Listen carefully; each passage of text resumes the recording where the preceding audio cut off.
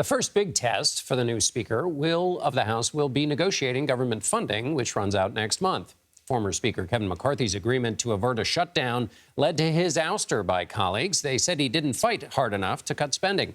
Since then, government data has been released showing that in the 2023 fiscal year, the U.S. deficit, the amount of government spending that exceeds what it takes in from taxes, has grown to nearly $2 trillion.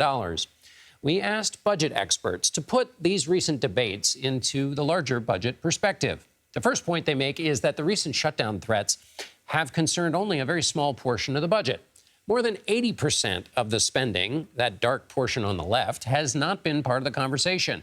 That 80% includes interest on the debt and funding for politically sensitive programs like defense spending, Medicare, and Social Security.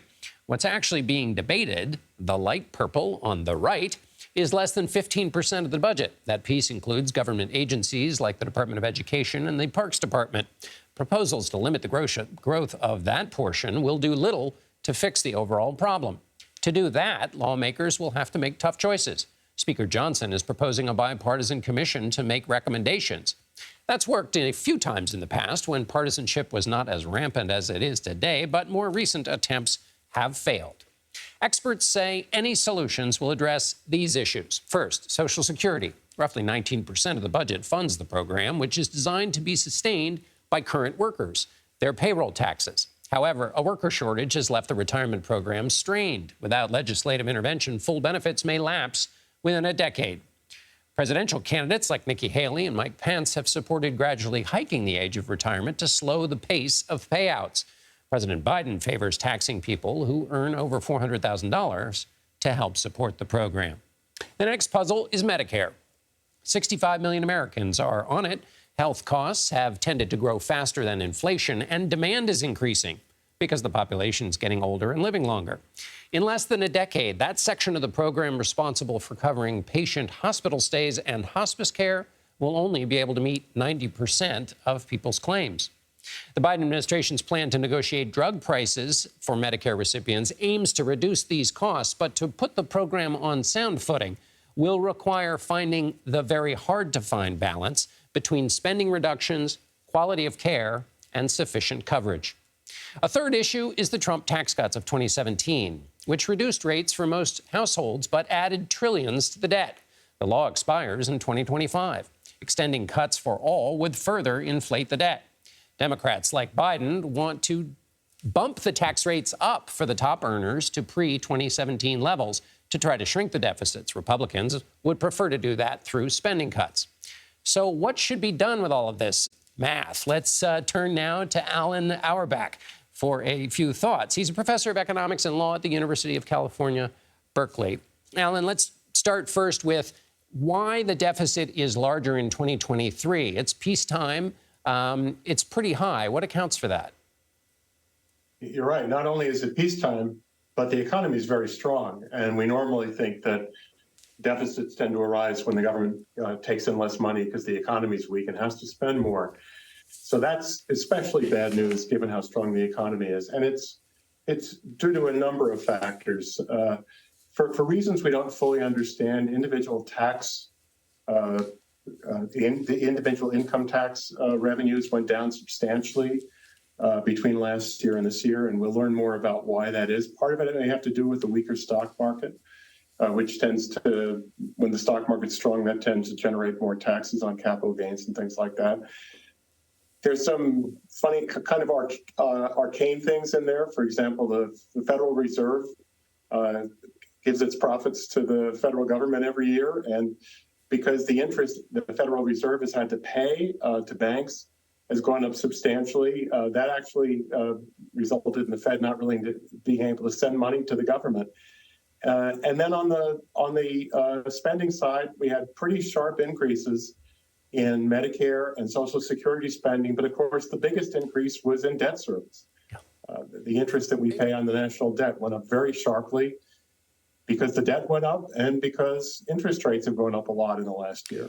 Help people understand the stakes, because if you've been paying attention to budget fights over the years, it was a big discussion in the 90s, then there was a balanced budget, and then the kind of, Paul Ryan cared a lot about budgets, but Donald Trump didn't. He used to talk about basically being able to kind of wave away the debt.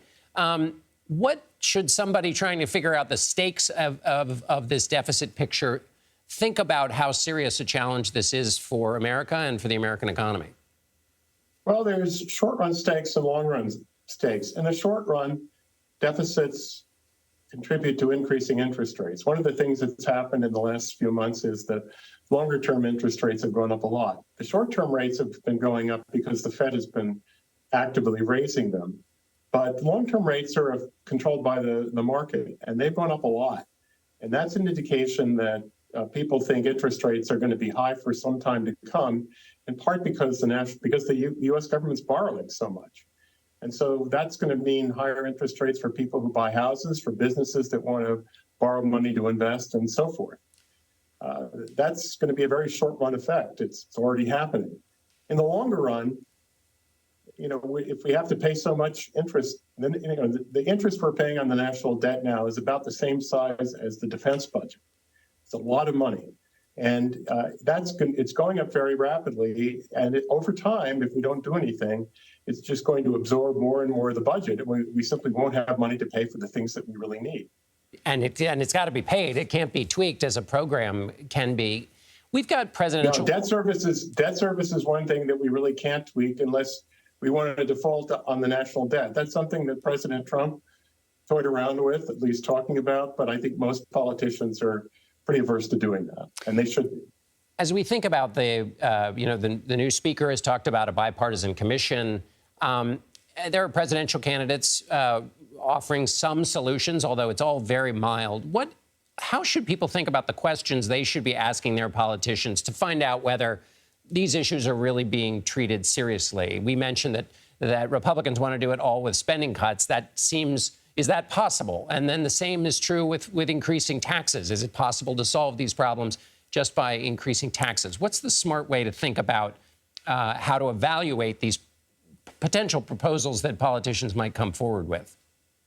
It's technically possible to do it on either side of the budget, but people wouldn't like the outcome that they would see. And so I think most sensible views of the problem and its potential solutions involve both working on the big programs on spending, not just the small part of the budget, which, as you discussed, was under discussion a few months ago. It really has to involve the big programs.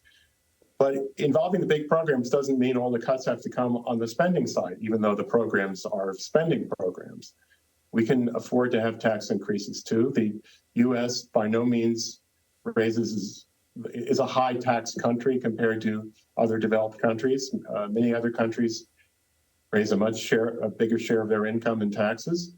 I'm not saying we should go as far as they do, but we can certainly look for some of the solution on the tax side, as well as trying to restructure spending programs to be more effective for the money we're spending. Alan Auerbach, economics and law professor at the University of California, Berkeley, thank you so much for helping us work through all of this. Thank you for having me.